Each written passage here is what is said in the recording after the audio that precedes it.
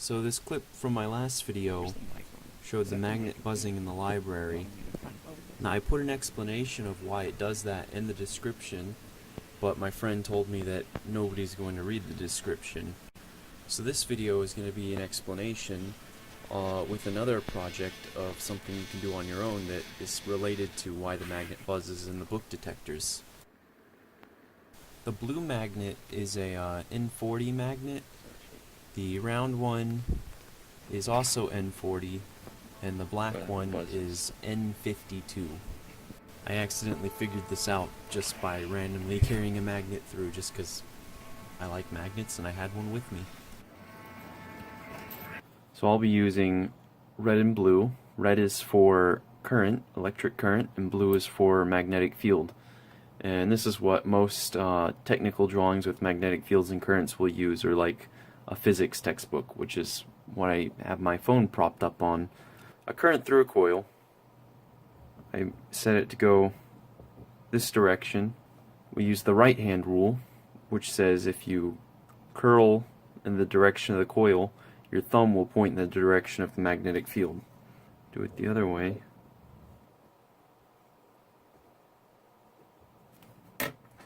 Magnetic field goes down.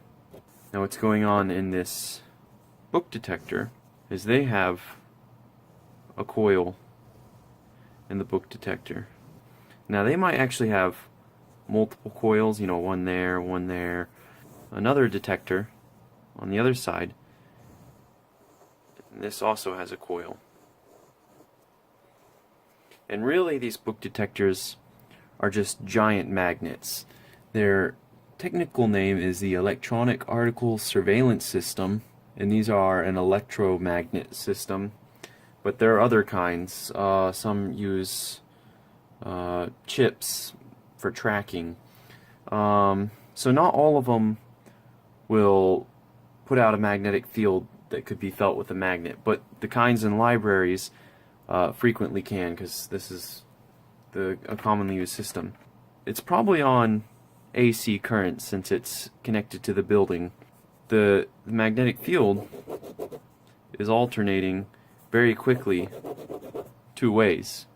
So if I take a magnet through the metal detectors, because the magnet has a fixed magnetic field and the detectors have an alternating magnetic field, it forces it to vibrate. Now if I were to take a regular piece of metal through, it just absorbs the magnetic field and then puts it back out. If I were to show the frequency on like an oscilloscope, it would probably be like a sine wave, where it would be powering up and down, up and down. There'll be points where the magnetic field is strong, non-existent, and then strong the other way. And this is what creates the buzzing, but it's very rapid. This is also similar to how a speaker works. A speaker is just a coil with a magnet in the center. So when you have the current, it vibrates this magnet, and those vibrations create sound.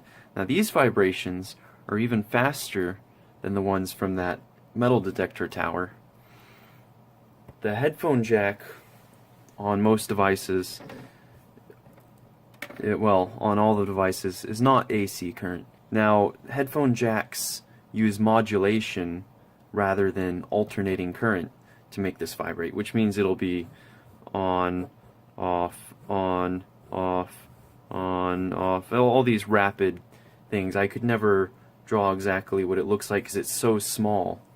This is showing how I can use my old phone to play music to an old speaker. I'm using rock music because it's already on the max volume and it's the only thing that'll come through.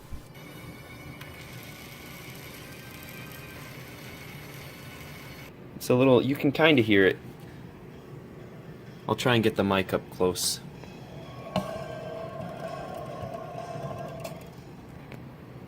Now remember, it's not very loud because these were made to be, for earbuds and headphones, not like speakers you'd use for your computer.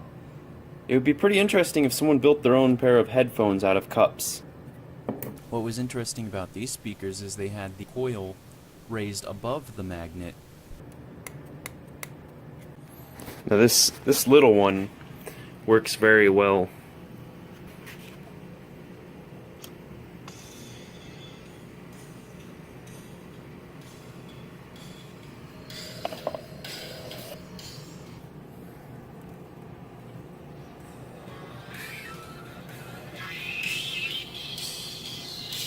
Now if I take away the magnet, I can't hear it anymore.